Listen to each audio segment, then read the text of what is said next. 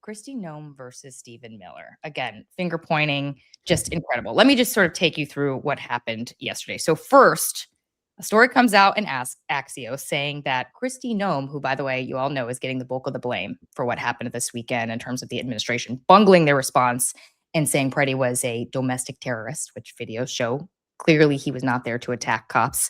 A story comes out in Axios, Mark Caputo, well-respected reporter, saying that she is blaming Stephen Miller, deputy chief of staff in the White House. Everybody knows who he is, immigration hawk, saying he basically told her to say this. This sets off a firestorm behind the scenes. People are pissed. Where did the story come from? And I could tell you, speaking to, a bunch of people close to the inner circle, a lot of people are speculating that it came from one of her top aides, Corey Lewandowski. This is someone she's been very close with and who is not well liked in the inner circle. In fact, a lot of people in the White House just want him to go away. But he's her closest aide at DHS.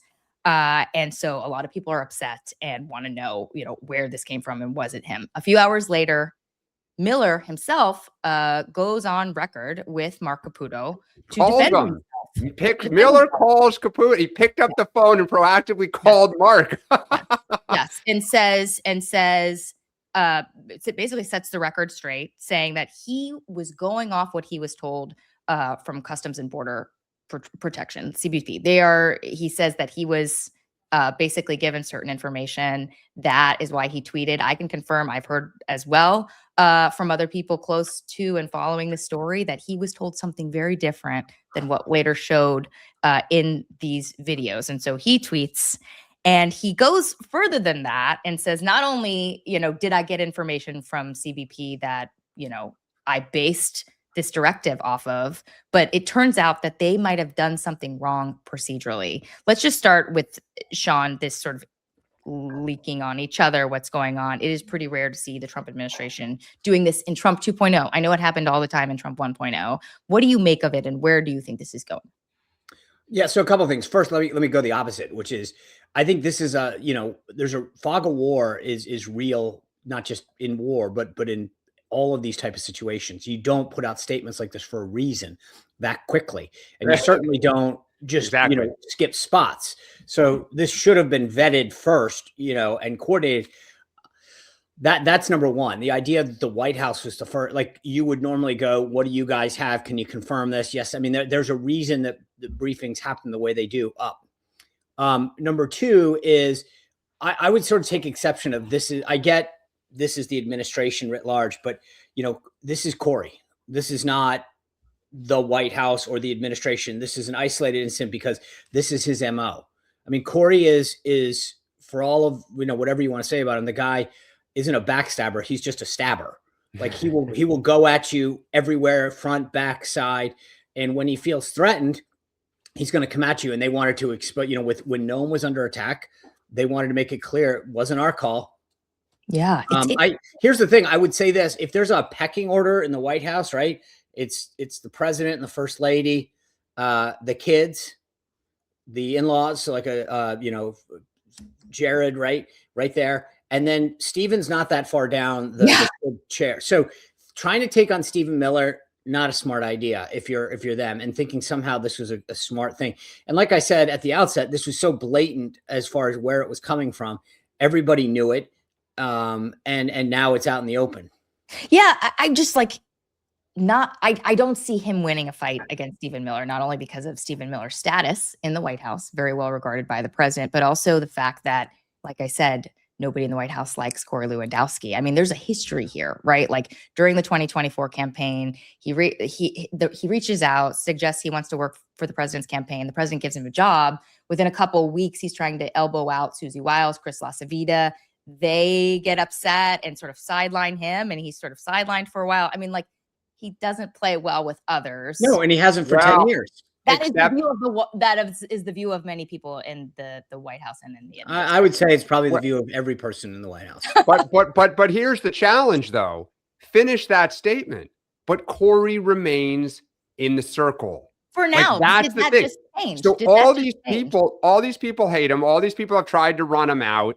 But he, like a cat with 9 lives, Trump still kind of will have him into the Oval Office on Monday night with Kristi Noem to kind of sit around for 2 hours and kibitz. Look, I just... That's because they were in trouble, though, right? Well, but I mean, still, it's like, come on in, right? But the three things, first, you can't underscore enough what Sean said first, which is, you know, so many things in the Trump era, we just kind of say, well, it's Trump. The fact that it is now pretty much standard in this White House that you kind of go to social media first and then kind of try to gather your facts afterwards and hope that they fit the narrative, that you go back to Charlie Kirk, everything. Like Kash Patel, more times than we can count, has come out and made statements that like are kind of true or not true. And then like he presses his team for facts. So one, they got caught with their pants down, again, because of cell phone cameras. But this was not the first time that DHS and Kash Patel pulled this crap. The second is, look, sometimes when an individual tries to win, the team loses. And I just, what they are doing by having this food fight is they are feeding Democrats confidence, because Democrats look and say, we have them so badly by the you-know-what. Stephen Miller is having to come out and basically apologize. He's not doing it directly, but he is indirectly. So the longer they keep this fight up of Corey versus Miller, the more Democrats say our leverage is growing by the minute. I mean, it's not an apology, though. It's more of an explanation. I mean, that's being charitable, but coming out and saying one. Now we're seeing multiple problems here. It's not just what happened to Alex Preddy. It's this notion that people in CBP lied to the White House or might have said something to them that was completely and that wrong. They're out of control. That literally he's saying they may not have followed procedures. Hello. That's the other piece of it here. Well, yes. Congress would love Democrats would love to know those procedures, because this is what they can't get anyone to testify about and anyone to open the kimono. Again, you're feeding our confidence by what you're saying, which is great. Let's take a look at, speaking of throwing people under the bus, let's take a look at what the president said to Fox News about Greg Bavino yesterday. The CBP, what was his title? Commander at large. Who is no longer commander at large. Let's bring that up. Commander Bavino is supposedly leaving Minneapolis along with some CBP agents. Is this a pullback? I don't think it's a pullback. It's a little bit of a change. Everybody in this room that has a business, you know, you make little changes. You know, Bavino is very good, but he's a pretty out there kind of a guy. And in some cases, that's good. Maybe it wasn't good here. Maybe it wasn't good here. I talked about this yesterday. Know him, Sean. You get a lot, like who? Who is this? But here's, I said this yesterday. The one of the beauties of working for Trump is he gives you a very long leash to do your job. The downside for working for Trump is he gives you a very long leash to do your job. And then therefore, when you go too far, and remember this doesn't get a lot of notion, but again, we talk about information flow and all this kind of stuff. This is an ICE operation, right? Greg Bavino is CBP. They're there in support of ICE.